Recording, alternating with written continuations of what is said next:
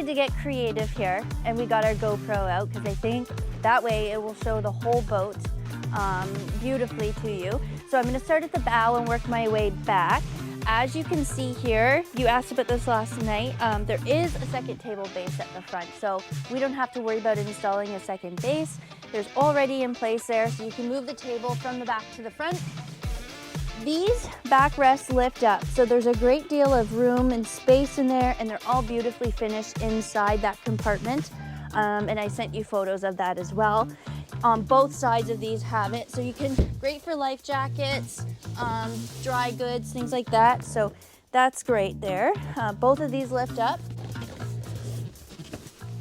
And then these are all finished inside too. They go quite deep, and they're on both sides here. So you've got storage compartments of the same on both sides here. That back. Your bow filler cushion. So this area you can fill and have a full sun pad at the front. And this being a longer boat than the 215, you're gonna gain some more seating area up here as well. So you do have a great deal of space, cup holders on each side, and of course your speakers that are integrated on each side too. Take this out. I'll show you where you can put all your filler cushions in a second. There's a great big ski locker at the back that fits them beautifully. This also comes out. You have a bow locker there. You can put safety equipment at the front, and it's drainable.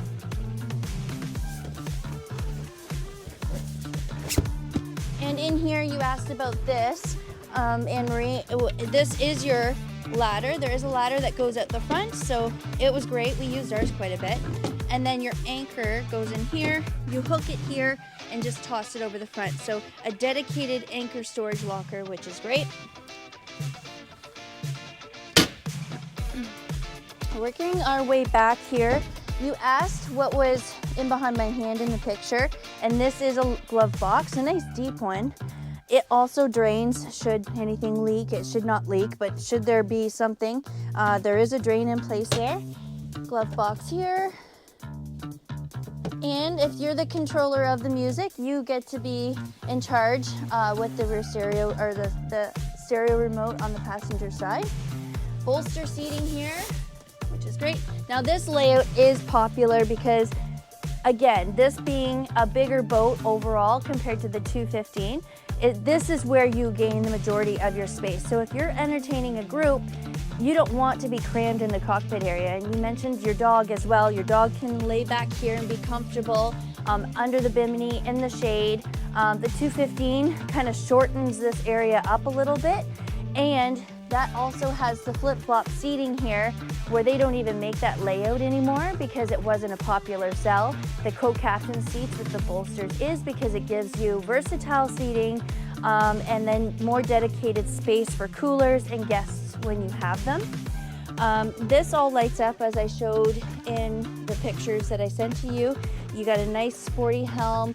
The dash panel lights up beautifully. Flush mount GPS, that's Simrad. Simrad is kind of the latest way that they're going as opposed to Lowrance or Humminbird. Simrad gives you all your digital gauges on there too. You also have analog available to you as well. And then you have your table here.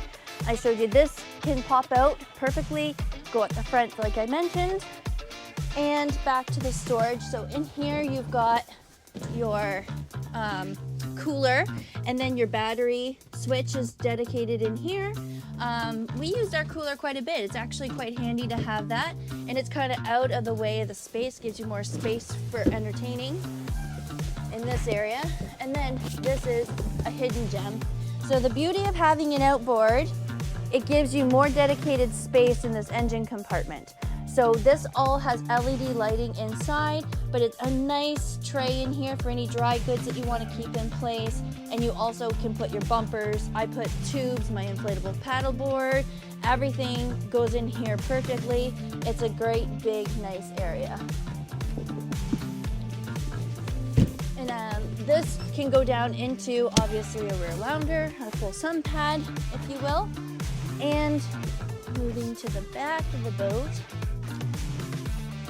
you have a ski locker here And this is nice and deep.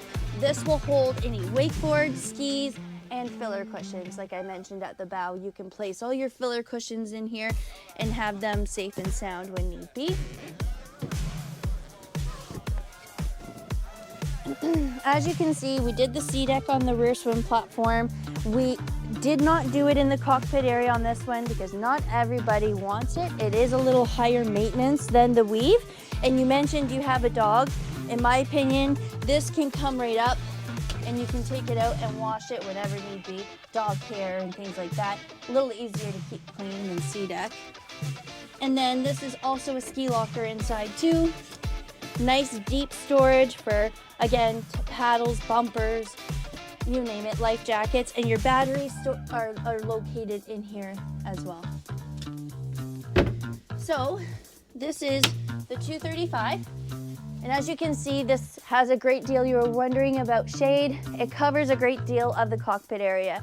As you can see, it goes pretty much from the windshield right back to the lounger. So your main entertaining area is perfectly shaded. So if you have any questions, just give me a shout. Now this is the exterior, and as I mentioned, compared to the red one that you're comparing it to, the grays and the whites and the blacks seem to be a bigger sell for us, resale value, in terms of when you're taking a boat in on trade too. We kind of look at that. Reds and other colors of the hulls are a lot more maintenance. You got to take the boat out every so often, buff it, wax it to keep its luster and shine and keep the color true. This is a little less maintenance and it's a lot more timeless looking in my opinion. I like the timeless look to it. It's got nice sleek lines on the exterior, and we accented the bottom black so it gives it a sporty look matching with the arch too. This is a 24-foot boat, so longer in comparison to the other one. And this Monterey does have a step hull design to it, keeping it nice and stable on the water. Instant bow lift, and with that outboard, you do get a lot more performance level. We got ours up to 61 miles an hour. This boat will do the same. So on average, 60 to 61 miles an hour with 300. So everything is done beautifully. You have the stainless steel package, so it gives you the stainless steel rub rail insert. So again, it's a little more forgiving on the dock as opposed to a rubber insert. You've got pop-up cleats on the exterior too. These are all great when my hands want to work. It's cold in here. And they pop up and they go back down so you're not stubbing your hands or toes or catching anything on the dock when you're there. But as you can see, this is a great sporty looking boat, and it's one of our biggest sellers.